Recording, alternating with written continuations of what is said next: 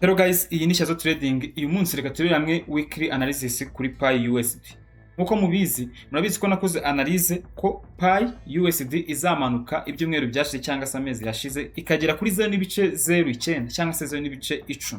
So, kadukomeye turebe ese hari amahirwe yuko yazamuka ikazagera wenda kuri 0.3 kangahe, cyangwa se hari amahirwe yuko yakomeza kumanuka ikagera no kuri 0.05 USD. Is it possible? Yes or no? Reka turebe.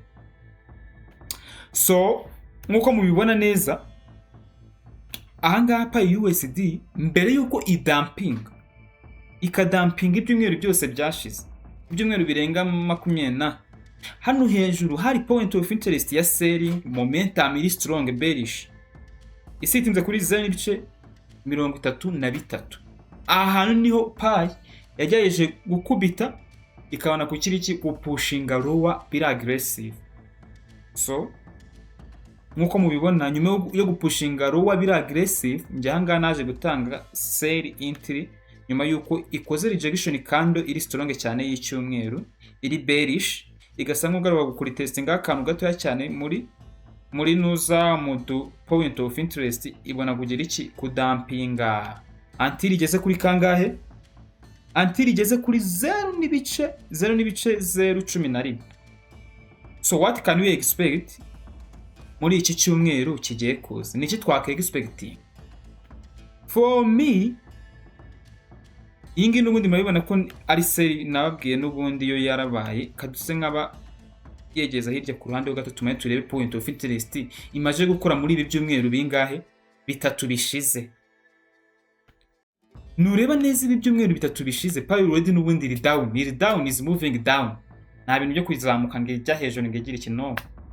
Nureba neza ibi byumweru 3 bishize, yakoze bearish candlestick imanuka cyane, iri move, yakoze nyine nuza selling candlestick, ira pushing lower ijya kuri 0.11.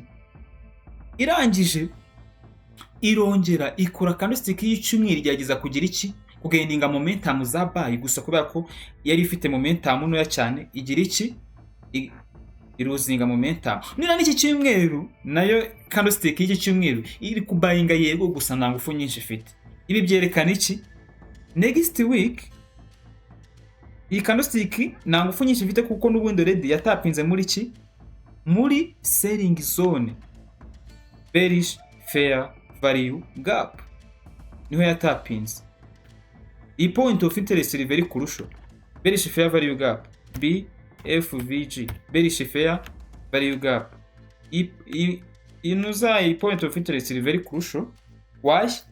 Kubera kangaha abantu bose baseringa cyangwa se babaye, abantu bose baseringa bahari vinzema ama orders akeneye kuba fulfilled kugira ngo igiciro kizokomeza kigira iki kidamping. So nimba dushaka gukomeza guseringa kubera ko n'ubundi iri muri sell, ikintu twaka expectinga nuko next week ishaka kuzaza ahantu twafatira sell.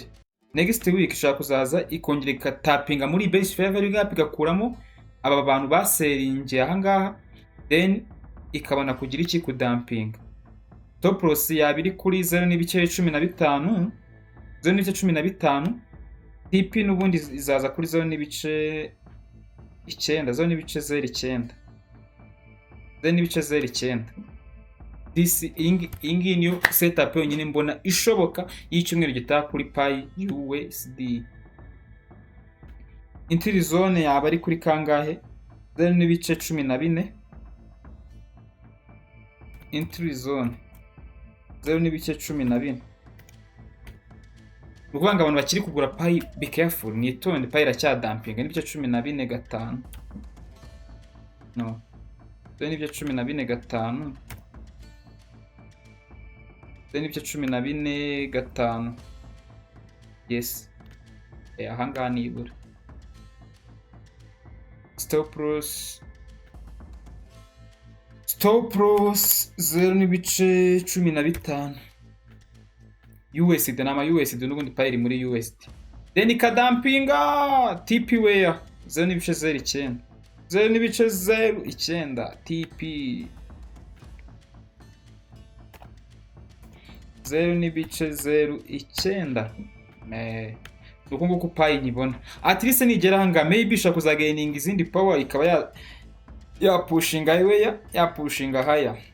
So mwakoze kubana natwe, yari PIUSD analysis. Ciao ciao.